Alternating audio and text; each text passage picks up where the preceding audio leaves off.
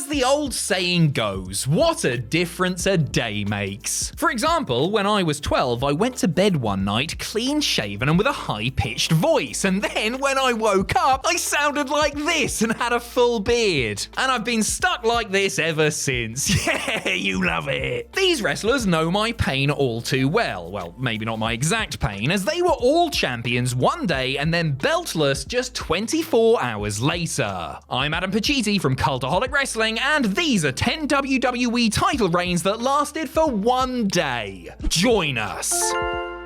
Number 10, Charlotte Flair and the Raw Women's Championship. Charlotte Flair has been Raw Women's Champion 6 different times. She's also won the SmackDown Women's title, the NXT Women's title, the Women's Tag Team titles, and she's probably also been European Champion at some point as well. Despite her record number of reigns with the belt, Charlotte's average time with the gold is only around 50 days. This run from 2021 certainly doesn't help things. At Money in the Bank, Flair defeated Rhea Ripley to win the gold for the 5th time in her career. This was only the second pay-per-view to feature an audience since the start of the pandemic, so WWE presumably wanted to remind everybody that they should get used to being disappointed in person again. This disappointment wouldn't last long though, as the very next night on Raw, the newly minted Miss Money in the Bank Nikki ASH cashed in on Charlotte to end her reign. Wow, I can't wait to see what Nikki does with the belt. Oh, she lost it back to Charlotte the next month at SummerSlam, and she hasn't had a whiff of the championship picture since then. Oh. Number 9, Finn Balor and the Universal Championship.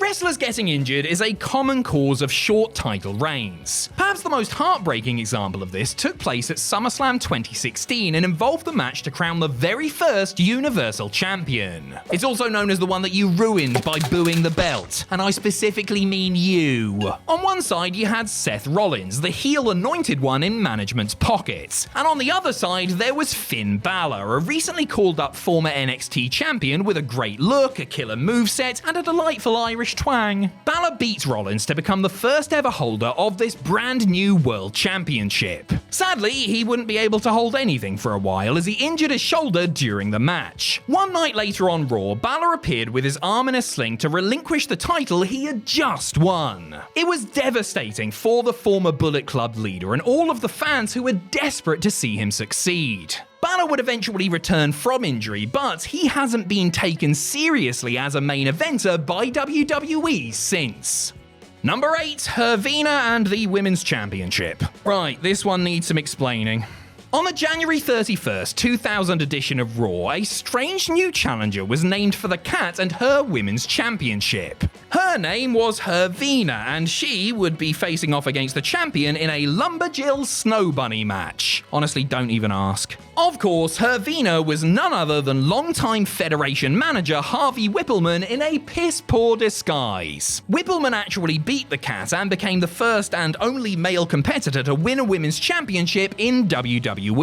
Thankfully, even the Fed weren't insane enough to keep the belt on Hervina for long, as Jacqueline won the title just one night later in a 60-second squash. And yes, technically that match was broadcast on the 3rd of February rather than the 1st, but we're working in real time here, not WWE's strange alternate dimension.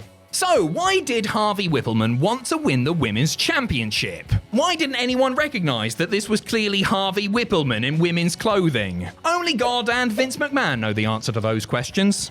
Number 7, Edge and Christian and the World Tag Team Championships. Like Charlotte Flair, Edge and Christian's impressive number of tag team title reigns is bolstered by some very brief stints with the gold. These 7-time World Tag Team Champions could only hold on to the belts for 91 days during their longest reign and were once champions for only a matter of minutes. That is not what we're here to discuss though. The Canadians had recently lost a match, barring them from challenging for the titles for as long as the Hardy Boys held the gold. So they came up with a clever way around this: golden gimp suits. E&C disguised themselves as Los Conquistadors to get a title shot at No Mercy, which they won. The Canadians wouldn't be gloating for long though, as the Hardys then also dressed up as the Conquistadors and won the titles back one night later after taking Christian out ahead of the match. Not only does that mean that Los Conquistadors, a team that technically didn't even exist at that time, are 2-time World Tag Team Champions, but they also won the belts from themselves. I don't know, this was the Attitude Era, there was a lot of weird stuff going on. Number 6. John Cena and David Otunga and the WWE Tag Team Championships. Do not adjust your screens or book yourself in for a hearing test. You did just see and hear me say that John Cena was once a tag team champion with David Otunga. Remember him? Former Nexus member, ex-husband of Jennifer Hudson, and the guy who stank up the pre-show from time to time? All of John Cena's tag team title reigns have been weird. He's never won the belts with someone he wasn't feuding with, and this one came during that weird time that he was part of the Nexus but never actually did anything evil. Man, this storyline was a load of rubbish. Cena and Otunga hooked up, no, not like that, at bragging rights to beat the team of Cody Rhodes and Drew McIntyre. That means that there were 3 Royal Rumble winners in this match, and also David Otunga. On the following Raw, Nexus leader Wade Barrett ordered Cena and Otunga to lay down for fellow members Heath Slater and Justin Gabriel. When Big Match John refused, the group took him out, and Otunga followed orders to transfer the belts. Once again, this storyline was a load of rubbish. Number 5. Braun Strowman and Nicholas and the Raw Tag Team Championships. In the lead up to WrestleMania 34, Braun Strowman won a tag team battle royal by himself to earn a shot at the Raw tag titles. And who said WWE didn't care about its tag division? His opponents would be Sheamus and Cesaro, aka The Bar, but his partner was left a mystery until the show itself. Speculation ran wild over who the big man would pick. Would it be Elias, Samoa Joe, Rey Mysterio, a returning Gangrel, nobody? The real answer was something else entirely. After chucking their Mardi Gras float off the stage, the monster among men informed The Bar that his partner would be someone in the audience. And not just any someone, a 10-year-old boy. Nicholas, the son of WWE referee John Cone, actually got tagged into the match, without hitting any moves obviously, before Strowman pinned Cesaro to win the belts for himself and his pint-sized partner. Strowman and Nicholas vacated the belts a day later because the latter had to go back to school. That said, he did promise to return for them once he was old enough. Hey, if Dominic can do it. Number 4. Edge and the Intercontinental Championship. Not much usually happens at WWE house shows, except for maybe the odd drunken man yelling at wrestlers to subscribe to his YouTube channel, and I'd like to once again apologize for my behavior on that night. Sometimes though, something big will go down when the cameras aren't rolling to give the fans in attendance an extra special memory. And that is exactly what happened on July 24th, 1999 in Toronto, where fans got to see hometown boy Edge beat Jeff Jarrett for the Intercontinental title. Cue the maple leaf confetti. This was the young star's first ever singles title reign, but the good times wouldn't last for the future Hall of Famer. The next night just so happened to be the date of the Fully Loaded pay-per-view, and that show opened with Edge defending his newly won strap against the man he took it from. Thanks to some interference from Gangrel, who totally should have returned at WrestleMania 34, Jarrett won the match and regained his beloved belt. It would take the Rated R superstar another 2 years to win his second IC belt, and that reign would last 35 times longer than his first one. That's still only 35 days, of course, but for a second there, you have to admit you were impressed.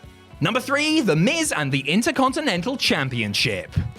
Chris Jericho may hold the record for the most Intercontinental Championship reigns at 9, but right behind him on 8 is a certain A-lister. The Miz also has the second longest total number of days as champion, which is surprising as he's had not 1 but 2 24-hour reigns with it. The first began at none other than WrestleMania 29. Well, technically it was on the pre-show of WrestleMania 29, but hey, that still counts, doesn't it? This was during that weird period where the man with the most punchable face in human history was a good guy. He beat Wade Barrett using the figure 4 leg lock to win the gold, and then promptly dropped it back to him the next night on Raw. Nice one. Fast forward 18 months and Miz was facing Dolph Ziggler for the gold at Night of Champions, thankfully as a heel this time. He used his cheating ways to pin Ziggler for the belt, and then promptly dropped it back to him the next night on Raw. Am I stuck in a time loop here? Is this Groundhog Day with the Miz instead of Bill Murray? Bloody hope not.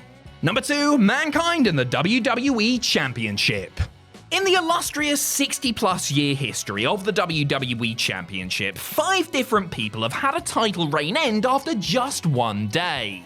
We've decided to choose the 2 we found the most interesting, so apologies to Bret Hart, Daniel Bryan, and Hulk Hogan. Okay, maybe no apologies for that last one, brother. At SummerSlam 1999, everyone was surprised when Mick Foley defeated both Stone Cold Steve Austin and Triple H to win his third WWE title. Most people expected the Game to walk away with the belt, with Mankind acting as a fall guy so Austin wouldn't have to be pinned. Rumor has it that Jesse Ventura, who was the special guest referee and serving governor of Minnesota at the time, didn't want to be seen raising the hand of the villainous Triple H. So Mankind was given the title instead, only to drop it to the King of Kings one night later on Raw. That means that Triple H, one of the greatest and most decorated world champions in the history of professional wrestling, won his first world championship on some random episode of Monday Night Raw. Hey, at least the belt wasn't literally just given to him that time.